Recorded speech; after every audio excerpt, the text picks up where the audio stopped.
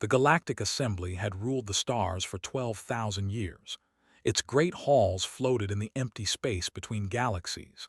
Thousands of species sent their best leaders to speak and vote on laws that governed a million worlds. The Assembly believed it knew everything worth knowing. It believed it had seen every wonder the universe could offer. It was wrong. The day everything changed started like any other. A monitoring station on the edge of known space detected a small object drifting through the void. The object was tiny and slow. It moved on chemical rockets that burned simple fuel. A golden disk was attached to its side with pictures and sounds from a distant world. The station's computer logged the object and sent a report to the Assembly's Science Division. Species number 4217 had been discovered, a primitive civilization on a small blue planet orbiting a yellow star. The report recommended checking on them again in 3 to 5 centuries. Perhaps by then they would be ready to join galactic society. The report was filed and forgotten. The Assembly had more important things to worry about. 40 years passed. On the frozen moon called Europa, human scientists drilled through miles of ice. They were looking for signs of life in the dark ocean below. What they found instead would change the fate of every living being in the galaxy. The drill broke through into an air pocket that should not have existed. Inside that pocket sat a ship. The ship was ancient beyond measure. Its metal was strange and dark. Its design followed no pattern human engineers could understand. The ship had been waiting under the ice for 60 million years. Dr. Sarah Chen was the first human to step inside the alien vessel. She walked through corridors that lit up at her approach. She touched walls that hummed with sleeping power. In the heart of the ship, she found the reactor. Across the galaxy, every monitoring station owned by the Assembly suddenly screamed with alarms. An energy signature had appeared near that primitive blue planet. The signature was impossible. It matched technology that had vanished from the universe long before the Assembly existed.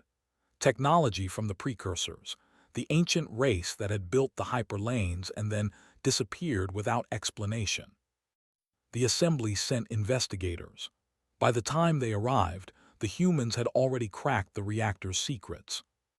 Human nations had spent centuries fighting each other. They had built weapons that could destroy their entire world many times over. They had poisoned their air and water with endless wars. But the discovery on Europa changed everything. For the first time in their history, humans truly united.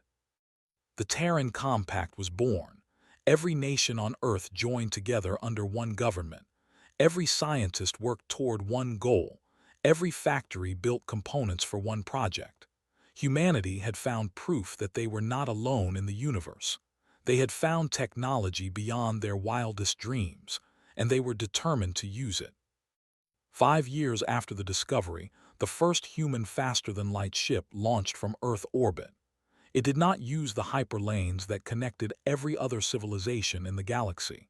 It did not follow the safe paths that the Assembly had mapped over thousands of years. Instead, it simply vanished from one point in space and appeared at another. The Assembly's scientists watched in disbelief.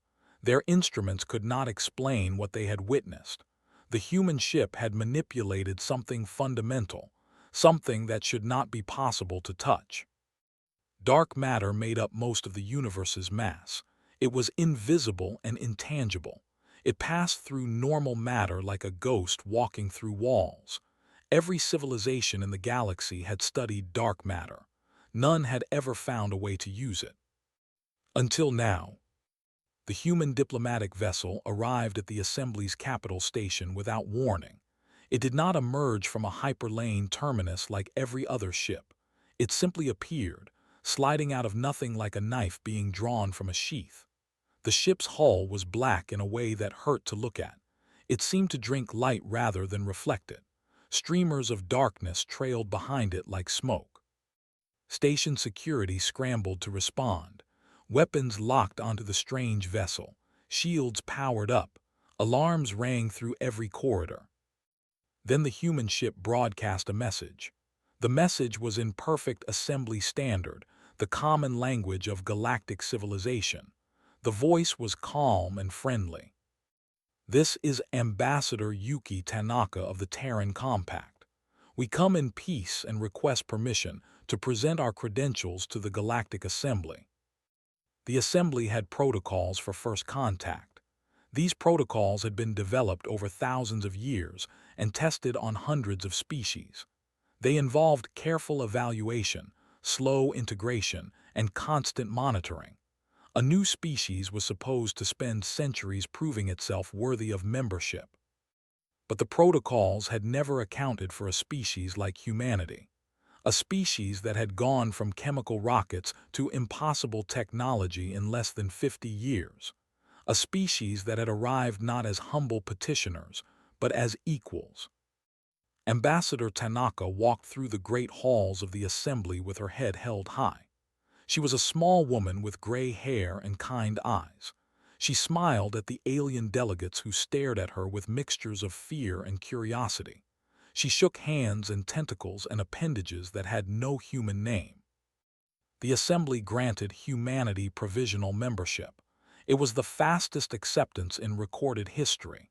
The vote was unanimous, though many delegates would later admit they had been too shocked to think clearly. Behind the public ceremonies, intelligence services from every major species worked frantically. They needed to understand what humanity had done. They needed to know if humans were a threat. The answers they found gave them no comfort. Human history was a story of endless violence and impossible survival. Humans had nearly destroyed themselves a dozen times. Each time, they had pulled back from the edge and grown stronger. Now they had technology that could reshape the universe itself. The Galactic Assembly had ruled the stars for 12,000 years. It had seen empires rise and fall. It had weathered wars and plagues and disasters beyond counting. But it had never faced anything like humanity. And somewhere in the dark spaces between stars, others were watching. Others who saw humanity not as a mystery to be studied, but as a prize to be claimed. The universe was about to learn what humans could do when threatened. First, Assessor Kethril had spent her entire life studying dangerous things. She had analyzed weapons that could crack planets in half. She had predicted wars before the first shot was fired.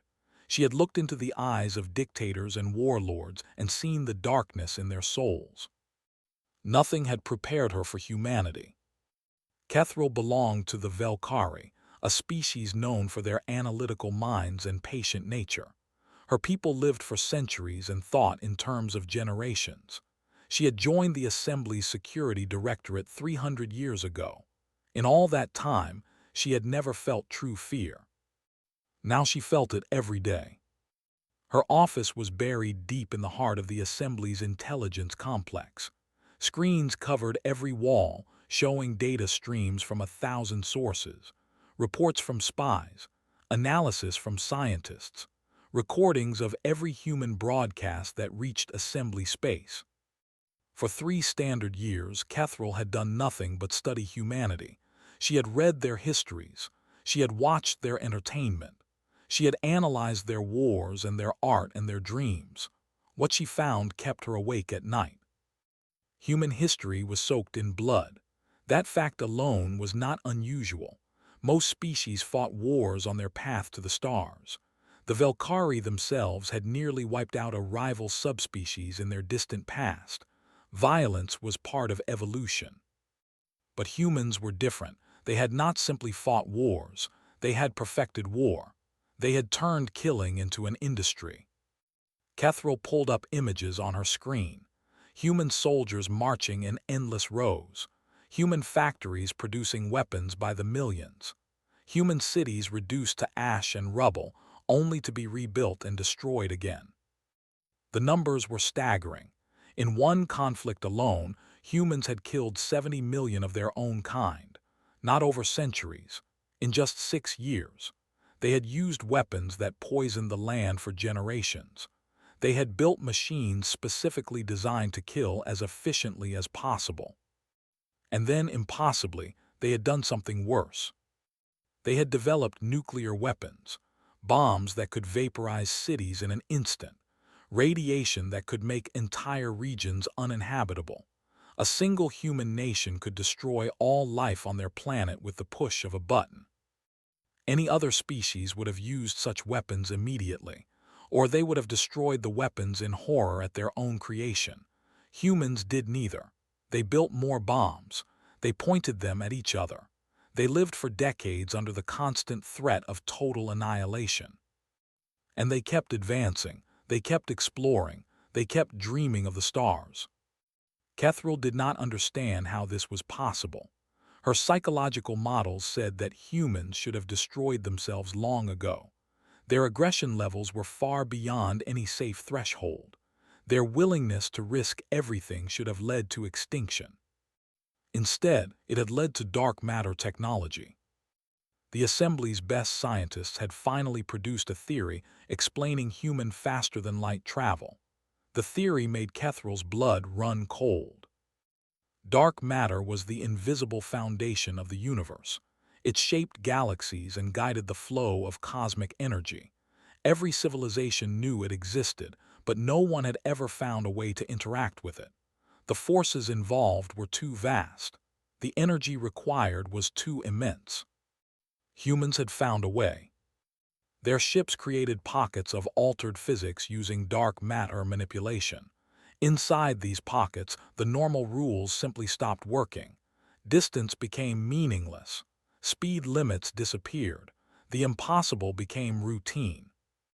The reactors that powered these ships should not exist. They generated more energy than the Assembly's most advanced power plants while fitting inside vessels smaller than a patrol craft.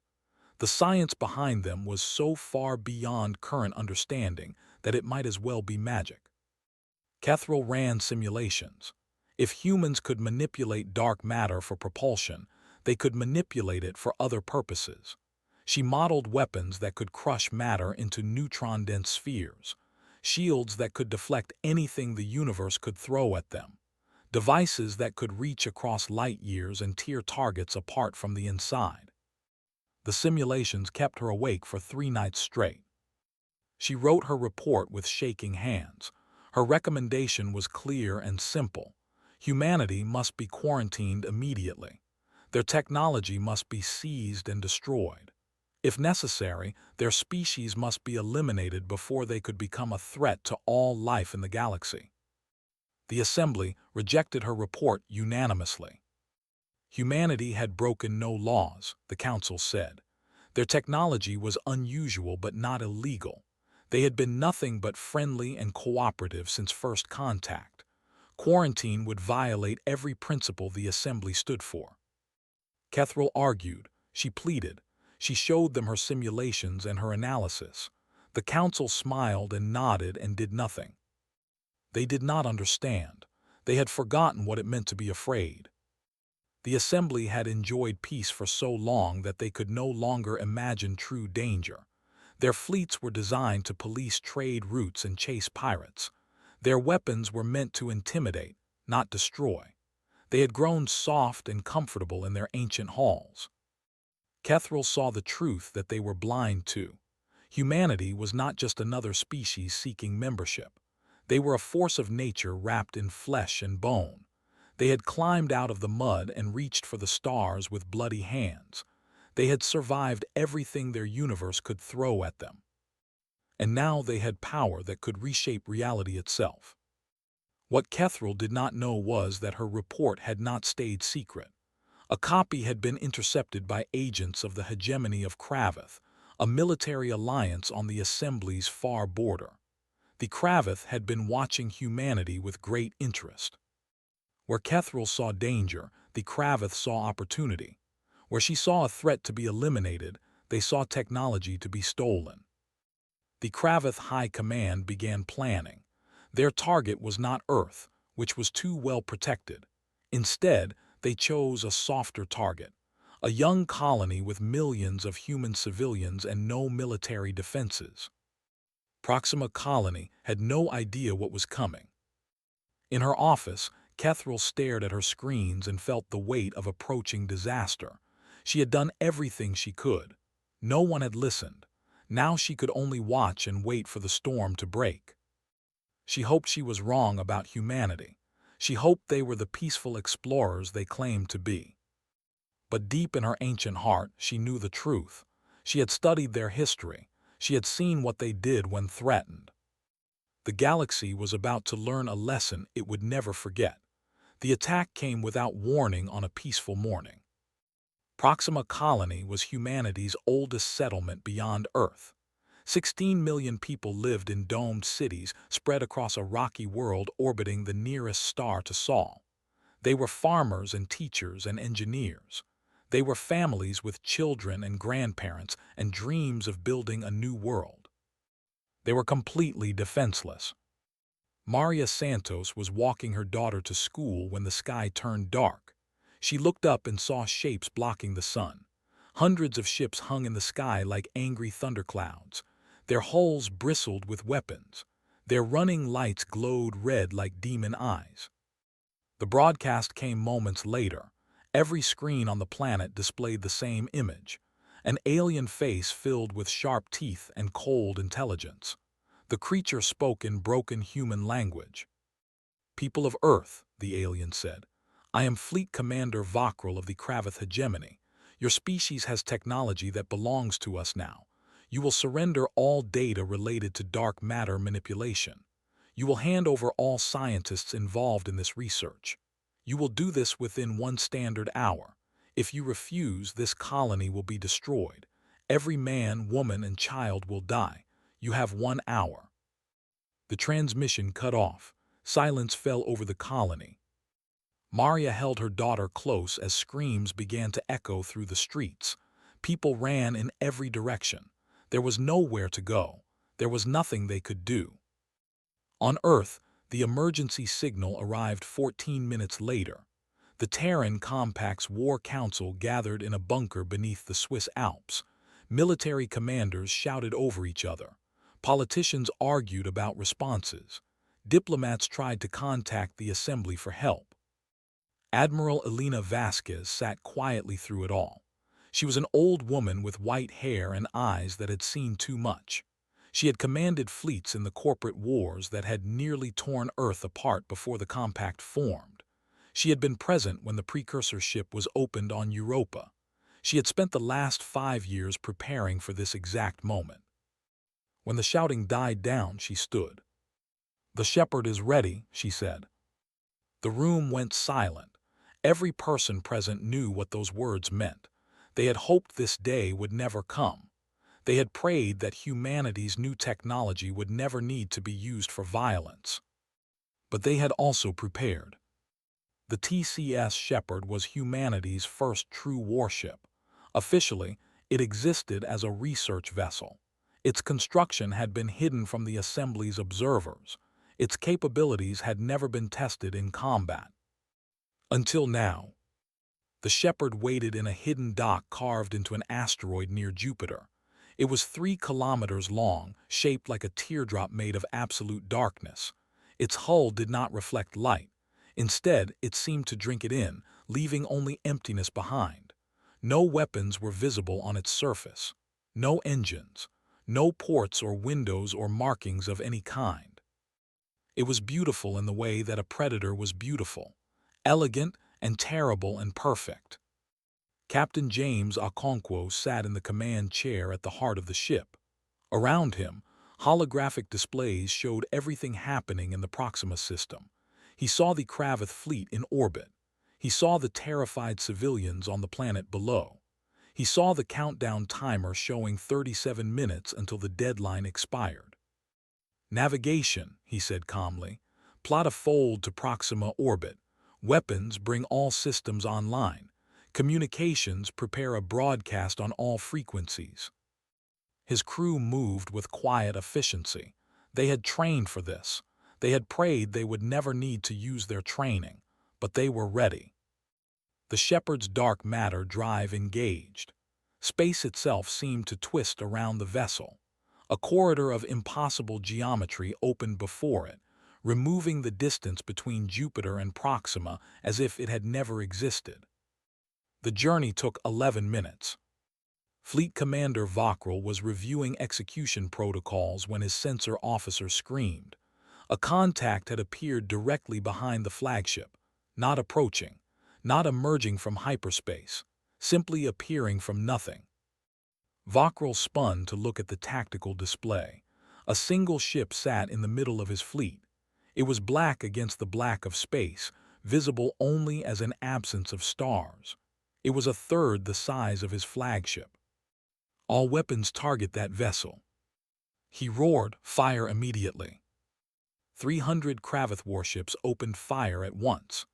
Plasma bolts and kinetic rounds and missile swarms converged on the human ship. Energy enough to crack a planet poured into that small dark shape.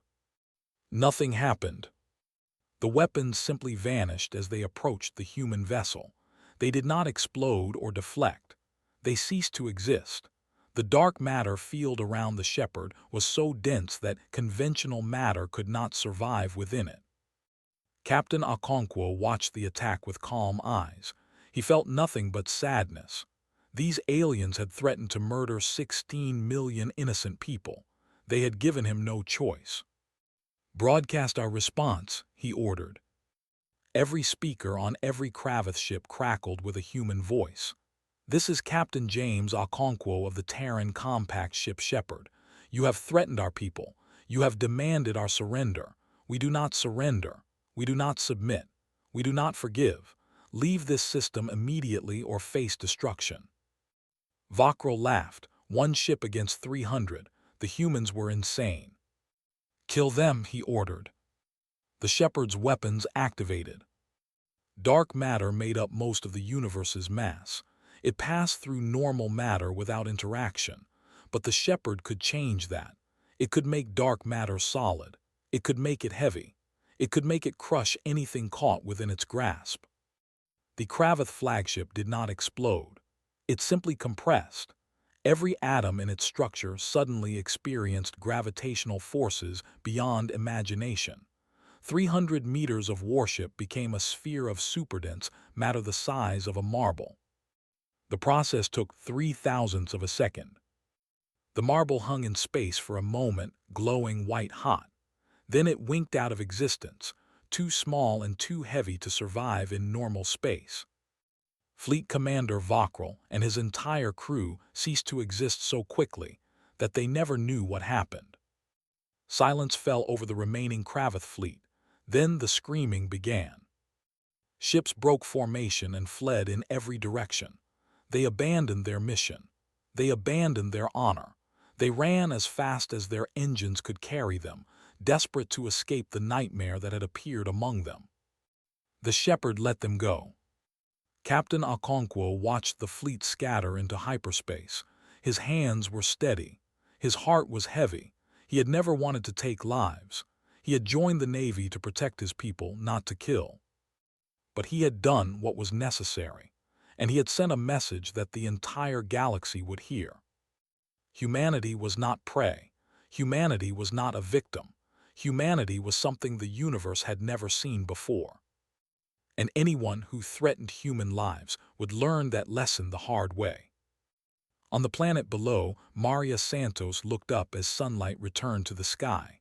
The alien ships were gone. The nightmare was over. She held her daughter tight and cried tears of relief. She did not know it yet, but she had just witnessed the moment when everything changed. The moment when humanity announced its true nature to the stars. The Shepherd hung in orbit, dark and silent and waiting, ready to protect, ready to destroy. Ready for whatever came next. The Galactic Assembly had not held an emergency session in 800 years. The last time had been when a rogue black hole threatened to destroy 3 inhabited systems. Before that, it had been a plague that nearly wiped out a founding species. Now, for the first time in almost a millennium, representatives from every known civilization gathered in the Great Hall. The chamber was vast beyond human imagination. It stretched for kilometers in every direction, filled with platforms and seats designed for beings of every shape and size. Light filtered through crystal walls, casting rainbow patterns across thousands of nervous faces. They had all seen the recordings from Proxima. They had all watched a single human ship destroy a Kravith flagship in less than a heartbeat. They had all realized that everything they knew about power in the galaxy had just become meaningless. Ambassador Yuki Tanaka walked to the central platform with measured steps. She wore a simple gray suit. Her white hair was pulled back in a neat bun. Her expression was calm and pleasant, as if she were attending a garden party rather than facing the judgment of 1,000 civilizations. Behind her, a massive holographic display showed the Proxima engagement from 17 different angles. The assembly's best analysts had studied every frame. They still could not explain what they had witnessed. Tanaka reached the podium and looked out at the assembled delegates. She saw fear in their eyes, fear and anger and confusion, and a desperate hope that somehow this could all be explained away. She felt sorry for them. They were about to learn a truth that would shake their comfortable world to its foundations. "Distinguished delegates," she began, "thank you for gathering on such short notice. I understand that recent events have caused concern throughout the assembly. I am here to address those concerns directly." The display shifted, showing the Kravith fleet moments before the attack. 300 warships, representing the military might of an entire alliance, weapons capable of destroying worlds, crews trained in centuries of conquest. 47 hours ago, this fleet appeared above our colony at Proxima. They threatened to murder 16 million civilians, including over 2 million children, unless we surrendered our technology. They gave us 1 hour to comply. Tanaka's voice remained steady. Her eyes swept across the crowd. "We did not seek this conflict. Since the moment of first contact, the Terran Compact has sought nothing but peaceful integration into your community. We have shared our culture. We have opened our borders to your scientists and diplomats. We have followed every protocol and respected every law." She paused, letting the silence stretch. "But we will not be victimized. We will not surrender our technology to those who would use it against us, and we will not allow our people to die at the hands of aggressors." The display changed again. Now it showed the shepherd, dark and silent against the stars. One ship was dispatched to Proxima. One ship faced 300. The engagement lasted less than 4 seconds. The hologram replayed the destruction of the Kravith flagship. Gasps echoed through the Great Hall. Some delegates turned away. Others watched with horrified fascination. The remaining Kravith vessels were allowed to retreat. We had no desire for further bloodshed, but we wanted them to survive. We wanted them to tell others what they had witnessed. A voice called out from the crowd. It belonged to a being that looked like a spider made of crystal and light. "How many ships like this do you possess? What are the limits of this technology? You must explain yourselves." Tanaka smiled gently. "With respect, the specifics of our defensive capabilities are classified. I am sure you understand." More voices joined the outcry. Delegates demanded answers. They accused humanity of violating weapons treaties. They called for sanctions. They threatened to expel humanity from the assembly. Tanaka waited patiently for the noise to die down. "I understand your fear," she said finally. "I understand that what you have seen challenges everything you believed about power in this galaxy, but I ask you to consider something." She touched a control, and the display shifted one more time. Now it showed something very different. Human ships, but not warships. Medical vessels delivering supplies to plague-stricken worlds. Engineering teams helping rebuild after natural disasters. Scientists sharing agricultural techniques with species that had struggled to feed their populations. In the 3 years since first contact, humanity has participated in over 200 humanitarian missions across assembly space. We have saved lives. We have shared knowledge. We have asked for nothing in return except the chance to be part of something greater than ourselves. The images continued. human doctors treating alien children, human teachers working in schools on distant worlds, human hands reaching out to help those in need. Our technology could destroy this assembly, Tanaka said quietly. It could reduce every fleet gathered here to vapor. You know this now. You have seen proof. She leaned forward, her eyes meeting the gaze of every delegate who dared to look at her. But that was never the point. The weapons were never meant for conquest or domination. They exist for one reason and one reason only. They exist to ensure that no one, no species, no alliance, no empire can ever force us to choose between extinction and submission. First Assessor Kethril watched from her seat high in the gallery. She had been right about human power, but she was beginning to realize she had been wrong about human intentions. We are not your enemies, Tanaka continued. We are not here to rule you or replace you. We are here because the universe is vast and often cruel, and no species should have to face it alone. She straightened and spoke her final words with absolute conviction. Humanity asks only for peace, but if peace is denied, if our people are threatened, if our existence is at stake, then we will do whatever is necessary to survive. This is not a threat. This is simply the truth. Now you know what we are capable of. Now you know what we are willing to do. The choice of what comes next belongs to all of us. Ambassador Tanaka bowed slightly and stepped away from the podium. The great hall remained silent. 1,000 species sat frozen, trying to process what they had heard. The galaxy would never be the same. And somewhere in the darkness between stars, humanity's black ships waited and watched, ready to protect their people against whatever dangers the universe might bring. The Galactic Assembly had received its lesson. Now it needed to decide what it had learned. 50 years had passed since the Proxima incident. The galaxy had changed in ways that no one could have predicted. First Assessor Kethril sat in her garden, watching the sunset paint the sky in shades of purple and gold. She was old now, even by Velkari standards. Her scales had faded to a pale silver. Her movements were slow and careful, but her mind remained sharp, and she spent her retirement years observing the new order that had emerged. The Kravath hegemony had collapsed within a year of the attack. The survivors who fled Proxima had spread their story across the Alliance. They spoke of a demon ship that drank light and crushed warships like paper. They spoke of weapons that turned matter itself into a prison. They spoke of a species that should not exist but would not be destroyed. The hegemony's client states had defected one by one. They saw no future in serving masters who had provoked such a terrible enemy. The Kravath military leadership had been executed by their own people, blamed for bringing disaster upon the entire alliance. Within a decade, the hegemony existed only in history books.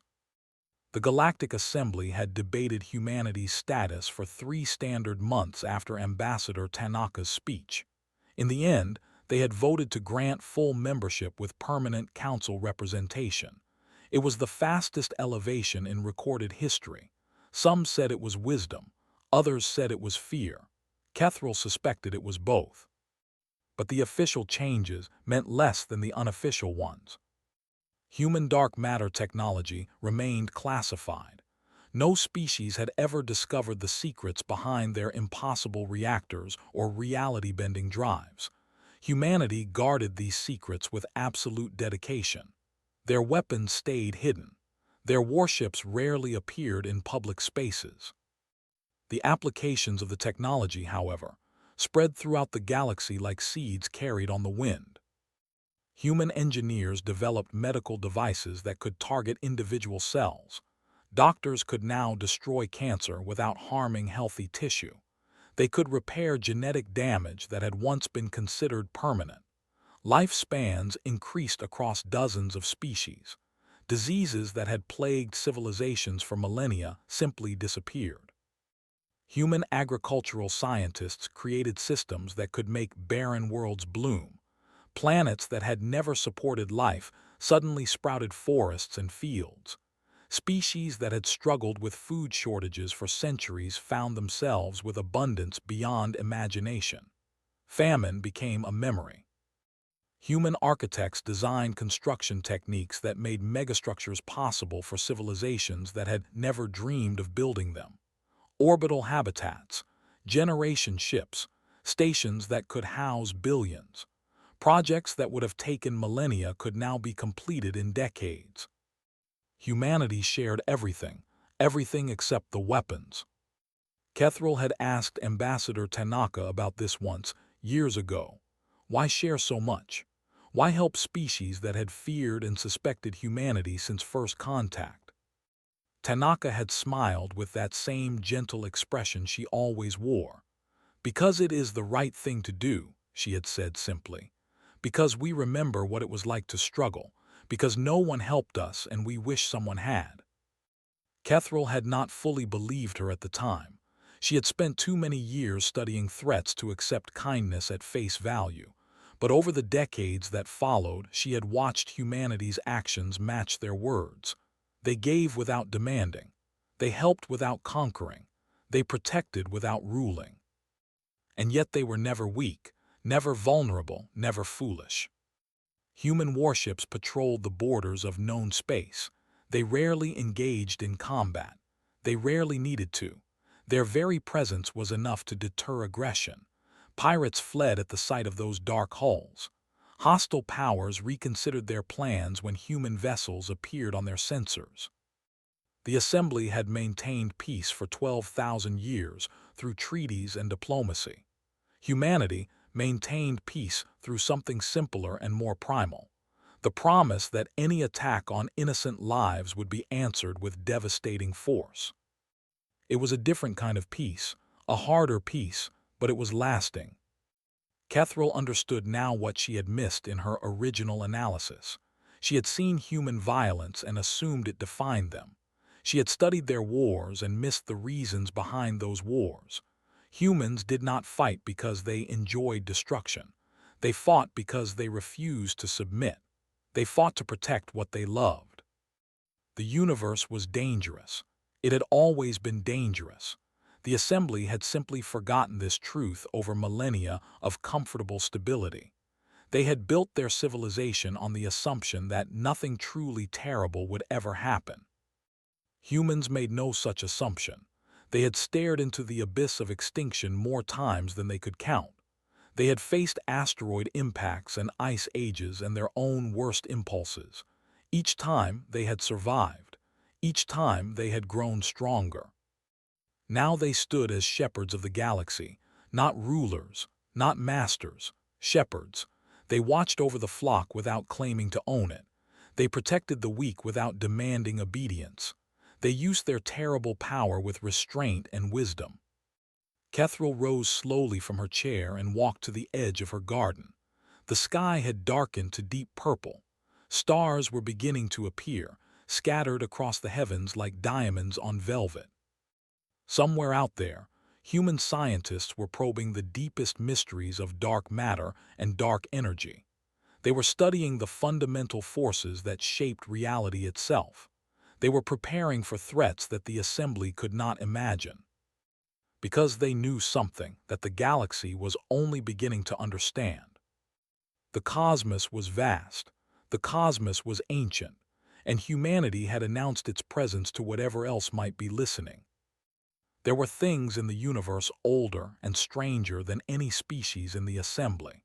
There were dangers lurking in the spaces between galaxies. There were questions that no civilization had ever found answers to. Humans intended to find those answers. They intended to face those dangers. They intended to stand between their adopted family and whatever nightmares the universe might hold. Kethril watched the stars and felt something she had not felt in centuries: hope. She had been wrong about humanity. She was grateful for that mistake. The galaxy had gained not just a member species but a protector, a guardian, a shepherd with teeth of dark matter and a heart that refused to let the innocent suffer. Whatever came next, humanity would be ready. And they would not stand alone. The new equilibrium had begun. The universe would never be the same, and somewhere in the darkness between stars, humanity's black ships waited and watched, eternal sentinels against the endless night. This was their purpose, this was their gift. This was humanity.